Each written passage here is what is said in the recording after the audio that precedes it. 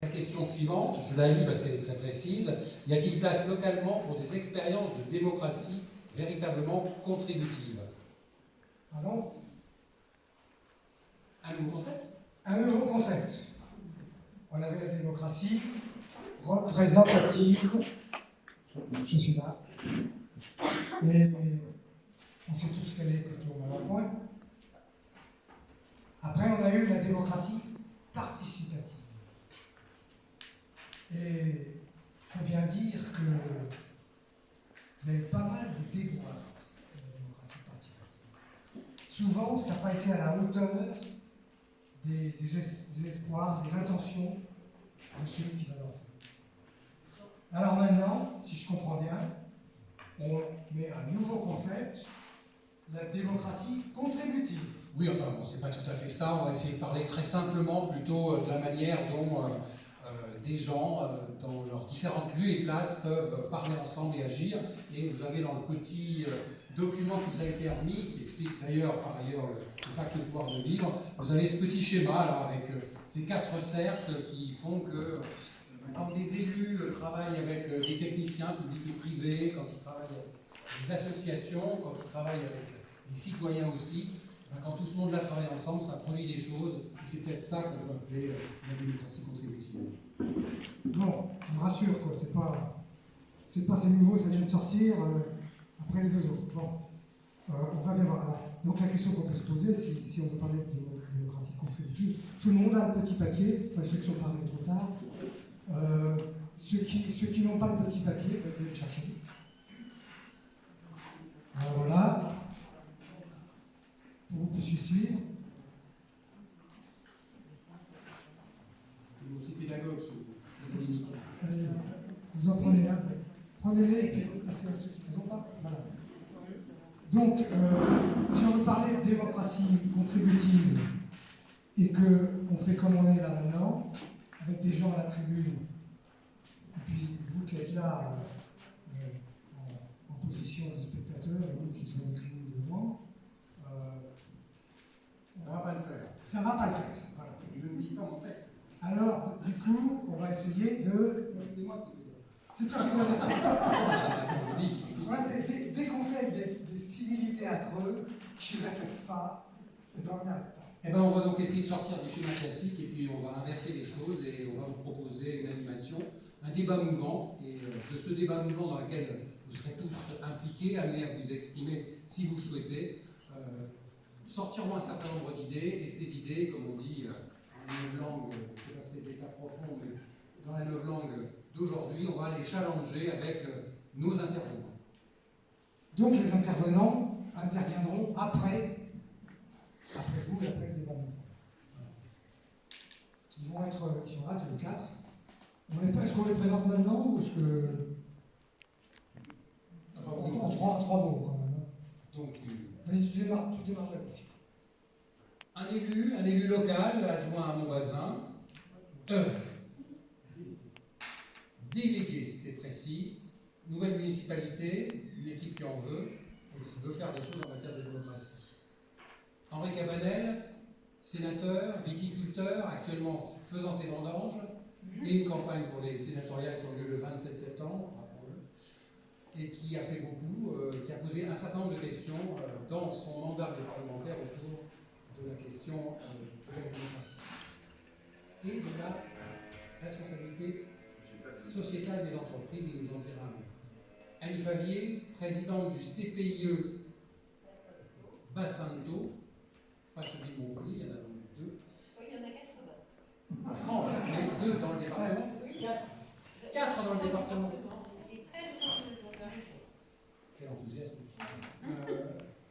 Les CPIE, c'est bien évidemment ce que c'est. Yannick Blanc, haut fonctionnaire, mais aussi grand militant associatif, président pendant de nombreuses années de la FONDA, du think tank laboratoire d'idées qui réfléchit autour de la vie associative, et aussi vice-président de la société de Futurisme International, donc spécialiste aussi des questions de prospective. Alors tous ces gens, tous ces gens là, ils vont rester sagement, ils vont écouter pendant un premier temps. parce que c'est... C'est quoi le CPIE? Mais on va le dire après, c'est ça?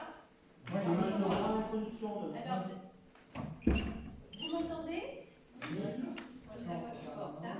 Le CPIE, ça veut dire Centre Permanent d'Initiative pour l'Environnement. Donc, il y a 80 CPIE en France avec une union régionale qui est sur Paris et il y a également des unions régionales. Donc, sur l'Occitanie, nous sommes 13 CPIE présents et donc on va rapidement dire que c'est un label, en fait, ce sont des associations, ce sont des structures qui ont comme point commun, au minimum, de faire de l'éducation à l'environnement et de l'accompagnement des territoires vers le développement durable. Voilà. On en vient tout à l'heure. Et c'est Bruno Franck, le directeur du CPIE de Montpellier, de son agglomération, son territoire, qui va animer ce débat mouvant et qui va nous expliquer rapidement les règles de fonctionnement de celui-ci. Tout à fait, Jean. Ce qu'on va faire, c'est qu'on va se mettre au fond de la salle. Vous allez devoir vous lever, ça vous permet de ne pas nous endormir après la question.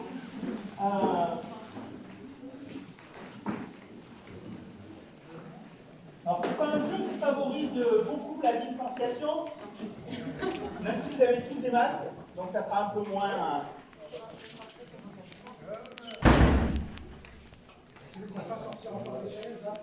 On va en enlever quelques-unes qui permettra effectivement que vous soyez un peu moins confinés.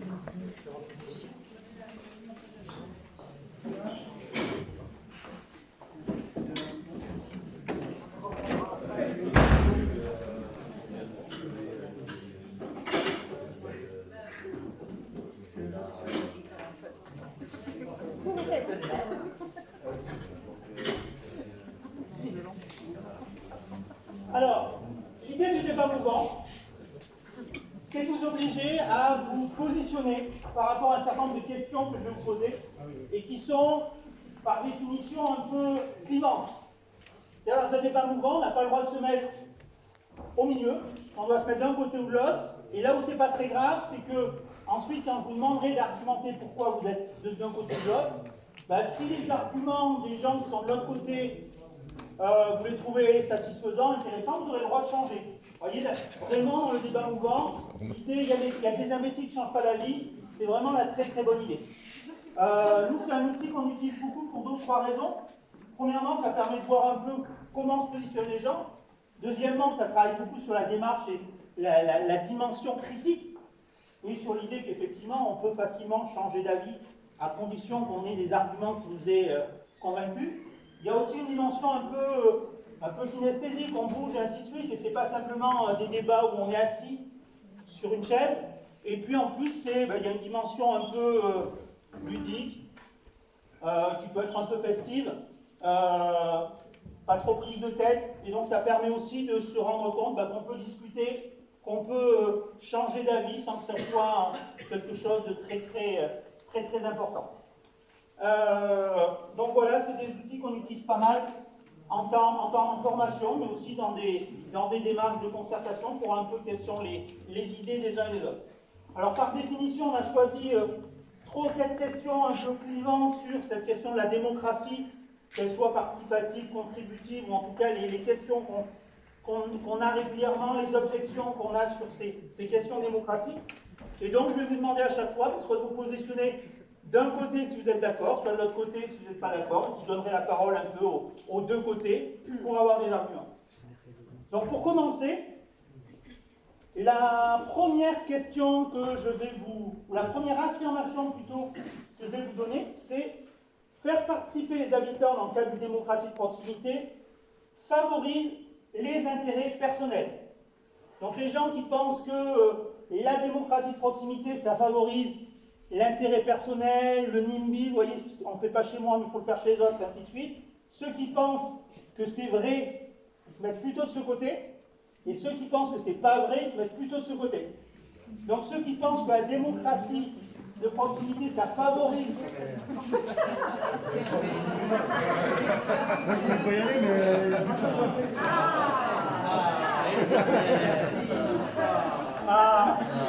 Merci Elisabeth. Ne serait-ce que pour des questions de déconfinement, vous ne devriez pas surtout être du même avis. Alors, donc classiquement, on donne plutôt la parole en premier à ceux qui sont minoritaires, mais qui seront peut-être rejoints par d'autres s'ils sont convaincants. Donc, est-ce qu'il y en a un parmi vous qui veut expliquer pourquoi il s'est mis de ce côté? Ça va voir. Hein. J'aurais bien aimé être là-bas, mais j'ai remarqué que souvent les gens qui veulent défendre leur intérêt personnel ont plus d'énergie à participer que ceux qui sont plus solidaires. Bon, mais c'est un peu... Bon, j'aimerais bien être avec vous, mais... Est-ce qu'il y a un autre argument parmi les gens de ce côté qui les amène à dire qu'effectivement, la démocratie de proximité, ça favorise quand même le fait que les gens défendent leur beefsteak, quoi? C'est toujours plus ou moins les mêmes personnes qui parlent, et c'est souvent pas des personnes complètement innocentes sur les entreprises. D'accord.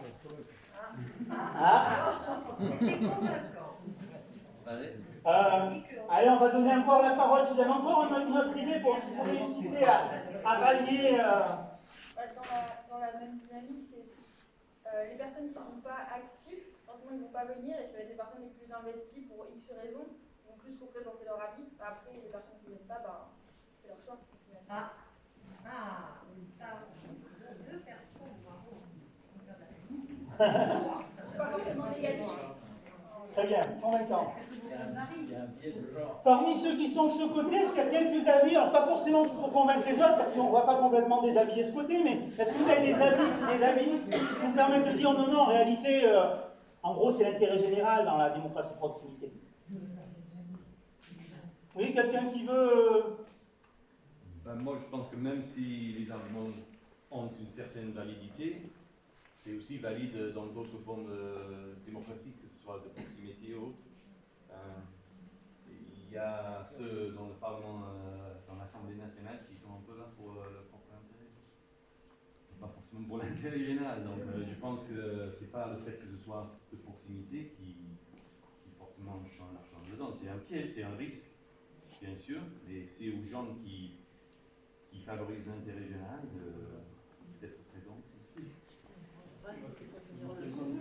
Oui? Moi, je pense que les gens qui sont là pour leur intérêt personnel, il faut vraiment qu'ils tiennent sur du long terme. Donc, il faut au moins un gros estomac ou un gros ego pour tenir sur du long terme. Parce qu'en politique, on n'obtient pas ce que l'on veut rapidement. D'accord. Est-ce que vous avez un autre argument pour essayer de faire venir quelques personnes? Oui? Moi, plus qu'intérêt personnel vraiment individuel, c'est plus intérêt de groupe et intérêt de classe aussi. On n'entend pas. Plus que intérêt personnel, c'est-à-dire une seule personne qui a des intérêts, c'est un intérêt de groupe ou un intérêt de classe qui va être représenté plus qu'un autre. Bon, on voit qu'on n'arrive pas vraiment à les convaincre. C'est vrai aussi, un argument, alors normalement je ne dois pas m'exprimer, mais peut-être que dans le cadre de ces démocraties, si on a plein de gens très différents, ben même si finalement ils défendent les uns et les autres des intérêts particuliers, finalement le fait de la diversité fait que ça rend la chose moins problématique. Il y a un argument. Je pense que tout dépend de la manière dont est gérée la démocratie participative. Si on laisse parler les copains, on va défendre que les intérêts personnels ou sectoriels. Donc tout dépend de celui qui, parce qu'il y a quand même, pour moi c'est important, c'est celui qui va gérer la démocratie participative. Donc il y a une question de méthodologie qui permet, même si les gens essaient de défendre leur... Il y a une question de méthodologie qui fait que même si les gens essaient de défendre leur intérêt personnel, il y a quelqu'un qui doit être là